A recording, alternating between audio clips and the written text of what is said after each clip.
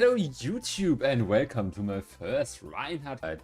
So, what I've planned for this video is that I'm gonna explain the most important Reinhardt stuff that you need to know for this hero. I'm not gonna do a 40-minute video, it will be a quick 10 minutes, no bullshit, just the most important stuff that I use that comes to mind. So yeah, we just start right into the video and hope you guys enjoyed. Leave a like, leave a comment, yeah, and also follow the channel if you don't follow already. Let's start. So the most basic thing for Reinhardt is when you go to enemies, you can hit them with your left click.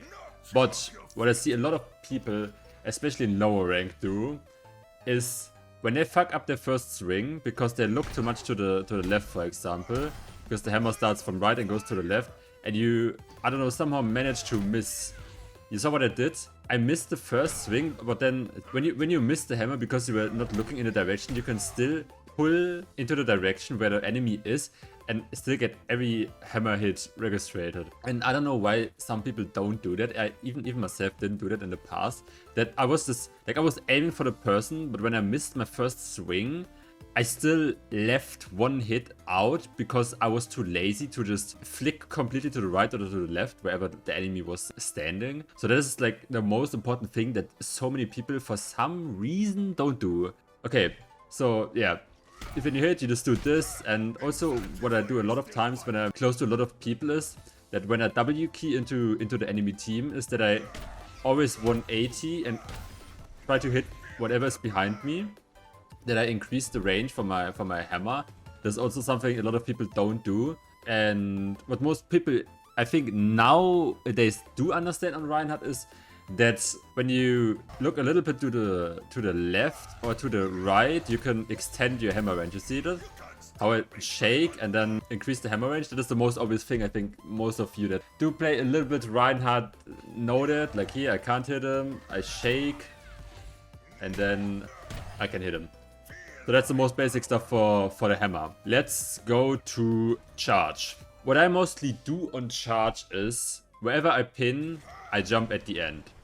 Because normally when you pin, I stop here. But when I jump at the end, which is really good to extend your charge range, is that you jump and then you go from, where's my spray? And you go from like here to here. So you have a little bit more range, and especially when you chase someone, it's really good because as soon as the charge stops, you can already swing your hammer while keeping some of the movement and chase people. And if you combine that with the hammer swing that I've shown you before, you can really well chase people. So that is charge and hammer. Oh yeah, when I'm close to people and I'm fighting them and I'm like close to them, what I do a lot of the time, I don't charge from where I stay, I jump. I feel like I can hit charges a lot easier because sometimes I jump back and then press pin. So what makes it, I think, for me easier to do it is I do this and then I jump. I don't know why that is, but it helps me. Yeah, I don't know. Like when I don't do that, I feel like I just have more time to hit the pin. Maybe that's the thing. When I'm like in the air, I don't know. Maybe I have more time or something. Can't tell. But that's something I do a lot of times. Maybe there is something that makes it easier to do that. I don't know. It's just a preference for me. Yeah. Shield. Yeah, you can look around while pressing left click. This is something I use a lot of times because when you do that and you just look around, it's really good for just knowing where like the people are. Because when you do it while you have your shield up, your shield will be like that and they can hit your team and you, so that's bad, you don't do that. So when you look around, what you can do is you can basically turn around, do an 180 and then, yeah, I fucked it up. What you can do is, if you do it right, is that you do an instant 180 and yeah, you just have to stop pressing right click and then you do an instant 180. And if you, I don't know, if there's a tracer behind you and you shield like this and they're like, guys shielding in front of him, you do this and you just fucking one-shot him and he's not gonna expect that. That works so many times, I have so many clips doing that. It's daily business. So that is something you can do. I don't know, tracer players fall for that. Easy thing. Yeah, also Shatter. What I see a lot of people don't do with Shatter is going for solo Shatters or one-shots. Most people want to hit the 5-man, but the 5-man will win you the fight, of course. But the solo Shatter pre-fight or just one-shotting someone that is basically standing in front of you, that is mostly worth more than waiting for the perfect opportunity. So you have to take the small opportunities that you get. Like with your shield, you can block healing in, like when there's a Zenyatta ulting, you can use your shield and block healing. Or when it's the same thing on D.Va. Like on D.Va, you wanna cut off the healing from the supports, and that's something you can also do in Reinhardt. Like on D.Va you do it with Matrix, on Ryan you do it with your shield. So when there's a Ana playing somewhere and she wants to heal these teammates here, and she's standing there, and you know, okay, my damage is like 100, and the 100 damage is not gonna really make a difference because the Ana is, I don't know, the Ana is healing the entire time. So what you do is you stay between the Ana and the players she wants to heal, and you have actually more value doing that than just dealing some extra damage there. When you're not close to, I don't know, Shatter or something, or Charge where you can like one-shot them, you much more wanna do that and split them. Next thing is, okay, easy trick how you fuck Tracer players. There's one thing. The first thing is, what most players do is they go close and then they blink behind you with one blink. That's like what most Tracer players do. So what you do is, you either do this, where you hit them one time and then fire strike, do 180 fire strike behind you, or what for me most of the time works and how I kill most top 50 Tracers with, I do one step into like the direction where the Tracer player is playing, and then I do an instant 180, and what I try while doing that is get my first hit in as late as I can, because that means when my second swing starts is that I can double hit the Tracer. I do this, hit him, and then in the second time when the Tracer starts the first blink, she will get behind me and I can hit her again and she will get double hit by the hammer. And that is mostly how you can easily double hit. They will just question mark you in all chat and you got so lucky, how did you do that? That is something that I mostly use for Tracer players. Okay, that is the basics for Reinhardt, what I mostly do. Let's get into Reinhardt flanking guide. So I'm a ball player actually. I have way more playtime on ball, but I love playing flanking Ryan. Like flanking Ryan is funny, that's crazy shit. I dropped 2 masters. But anyways, the thing is, I really like distracting enemy players. Like I do that shit on all heroes that I play. It's not only on Ryan, and Ryan is the funniest, that's why I do it most of the time on Ryan. But I like distracting enemy players with my playstyle. I like to do stupid stuff that people don't see coming and actually works. So how I mostly use my charge is, when we're attacking, I either just pin into 5 people and hope that they use too many resources for my Reinhardt engage, so they don't have cooldowns anymore, then I trail my life for all cooldowns in their team. Or what I use my pin for is to just get around the map and chase players, because most players, like most heroes, can't really escape you. Like Ryan is really fast, and most of the heroes only have one ability to escape, and what you can do is to just chase them around, and while they fight you, they can't really help their team, and if they don't manage it right, you mostly get more value from it chasing someone into like a stupid 1v1 than really playing with the team. Like it doesn't take that much from your team if your team isn't that stupid. You can just do some fucked up shit, and what that leads to is mostly that players, like the players that you play against, they take some super stupid decisions that give you so much that will throw more for the enemy team than for you not playing with the team. I don't know why that is like that, but it's so funny. Like I had a Circuit Royale game, I don't know if it's already uploaded, to be uploaded in the next few days, where I was just trolling in the backline, doing some silly stuff, and their team was just mirroring that. Like I think they thought that I was throwing, which I kind of was, but I knew I was winning, so I kept doing it, and actually won us the game.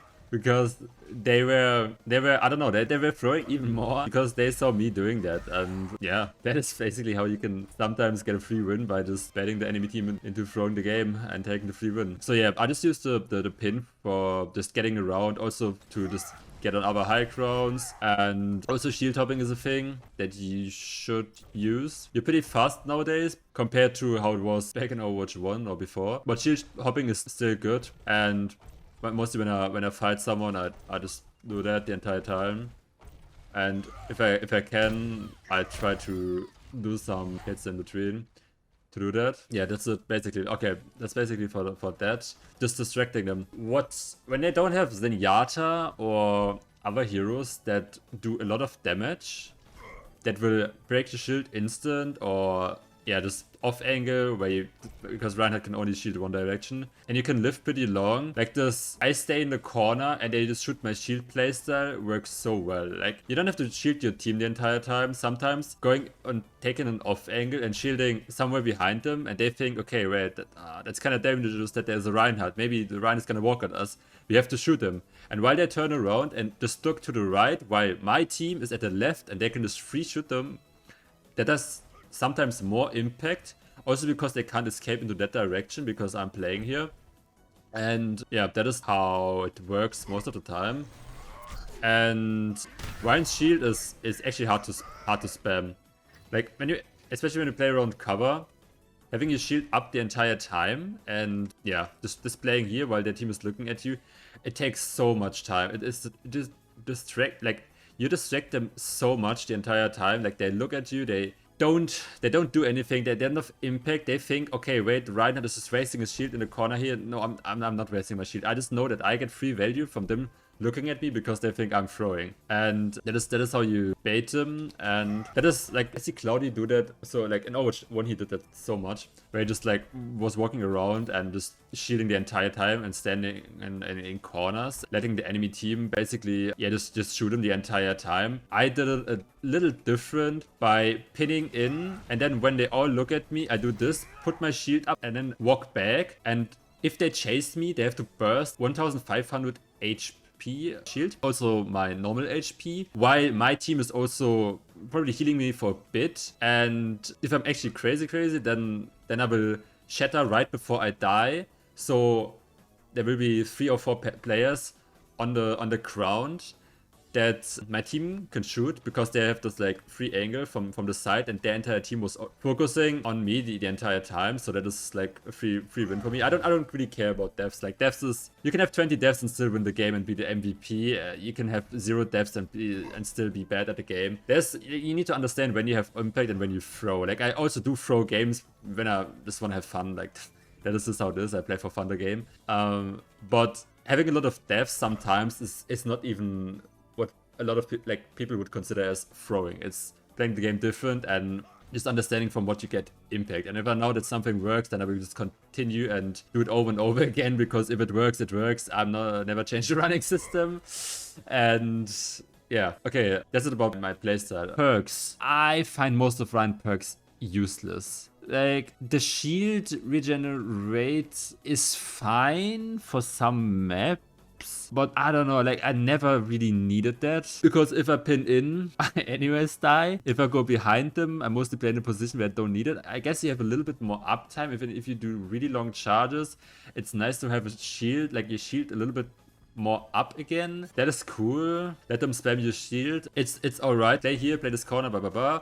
You pin back and then you get 600 HP back. That's alright, but I never really used that. Maybe on spam maps I used it a little bit, but if they're really good, then I anyways change the hero, because then Ryan isn't the right play. After this goes sick, because I'm actually not the Ryan OTP, which a lot of people think. Yeah, so you can play that. What I rather mostly take is the Fire Strike perk, because when you hit a pin or a shatter, like you can double Fire Strike,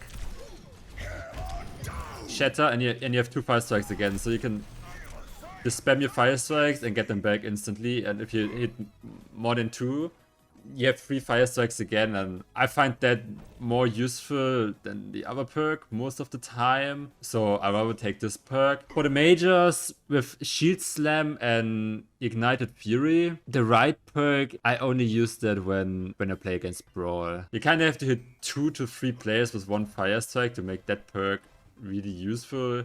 Just hitting one person doesn't really do enough that it's useful, and for my playstyle, when I just jump around the entire time, I think the fire strike is not fast enough that I can double swing when I drop my shield, and when I just W, maybe it does a little bit more damage, but actually, I don't know. I don't like it. I hope they bring something else in the future. Maybe it does something. Maybe I didn't play it enough to really get the value from that perk, but not for me. I sometimes pick it, but not my go-to perk. What I pick instead is I go first with the fire strikes, and then second I pick the shield bash. You can always use shield bash. When you fight someone, they're 1 HP, you can do an extra 50 damage. You can one-shot 250 targets with that, kinda. You have some more movement. You can bash shatter, which is pretty good, and do some tags, get closer to them, disengage.